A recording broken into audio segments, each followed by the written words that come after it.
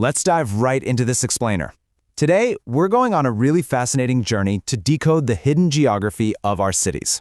We're going to look closely at spatial data, urban design, and the invisible architecture of our daily lives to figure out exactly why things happen exactly where they do. So think about your own neighborhood for a second. Is crime there just a random roll of the dice? We often feel like crime is completely unpredictable, right?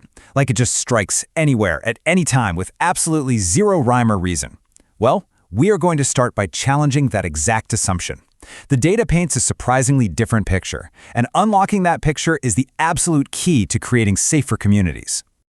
Here's our roadmap for today. We'll start by asking if crime is truly random, then look at how we map the hotspots. After that, we'll dive into the Prediction Accuracy Index, explore how to literally design out crime, and wrap up with building safer neighborhoods. Okay, Section 1. Is crime truly random? The myth of random violence. Let's zoom out for a second and look at the big picture of how crime actually behaves across a city. The most crucial point to understand here is that crime doesn't just spread evenly like butter on toast. It actually congregates tightly in very specific locations based on opportunity. These tight clusters are formally known as crime concentrations. So within a larger region, say a whole city or county, crime forms these distinct geographical clusters known as hotspots. And recognizing this, it fundamentally changes how we address public safety. There's a vital detail here pointed out by crime opportunity theory. We really need to examine the targets. The physical environment itself dictates the crime. This perfectly explains why, during a massive Boston mapping study looking into youth violence, researchers found that actual gang territory accounted for less than 10% of the entire city. That's wild, right? The violence wasn't everywhere. It was highly concentrated exactly where the specific opportunities and targets were located. Which brings us to Section 2, Mapping the Hotspots, the high-tech detective work. So how do analysts actually find these highly concentrated areas in the real world? They use Geographic Information Systems, or GIS. Think of a tool called Kernel Density Estimation, or KDE, kind of like the weather map you see on the evening news. But instead of showing the intensity of a rainstorm, it uses shades of color to reveal the intense rhythms of crime within a neighborhood. It works by dividing a map into grid cells and measuring the volume of reported incidents within a specific search radius, which analysts call the bandwidth. Now, they aren't just randomly throwing paint on a map. To ensure these maps aren't just creating meaningless blobs of color, analysts use rigorous procedural steps, like the ones outlined in a St. Mary's University residential burglary study, to statistically prove a hotspot truly exists. You have to collect the data, run a nearest neighbor test to prove the clustering isn't random, apply your KDE grid, and finally use an incremental mean approach to set strict mathematical thresholds for what actually qualifies as a hot zone. It is actually super fascinating to watch this process unfold. You take raw, geocoded street addresses of crimes, and you can see them begin to form initial visual clusters within predefined police grids. What initially looks like scattered, random data points quickly starts taking shape once spatial boundaries are applied. This lets law enforcement truly see the shape of the problem forming right inside their specific jurisdictions. Then, by tweaking the grid cell size and that search bandwidth we talked about, the analyst basically acts like a microscope. It lets us zoom right past the city borders directly into the hot zones. The resulting smooth surface map shows exactly where the intensity peaks, completely unconstrained by arbitrary political lines or police beats. We are looking at the true organic geography of the crime itself. Moving on to Section 3, the Prediction Accuracy Index, measuring our success. Because let's be real, identifying where crime happened yesterday just isn't enough, is it? To allocate resources effectively, we need to know if these sophisticated maps can accurately predict where crime will happen tomorrow. To do this, analysts use the Prediction Accuracy Index, or PAI.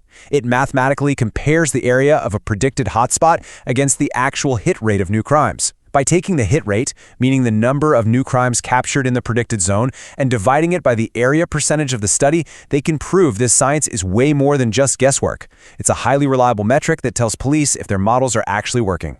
And this predictive success is exactly why mapping matters so much. If we look at data from George Mason University covering multiple randomized controlled trials, we see that police departments can impartially use these maps to deploy very specific interventions. Standard hotspot policing actually drops disorder calls. Throw in some visible foot patrols, and you see a significant decrease in crime once violence hits a certain threshold. And problem-oriented policing, where teams tackle the root causes, shows very real drops in street violence. The map tells them where to go, and the data tells them what to do when they get there.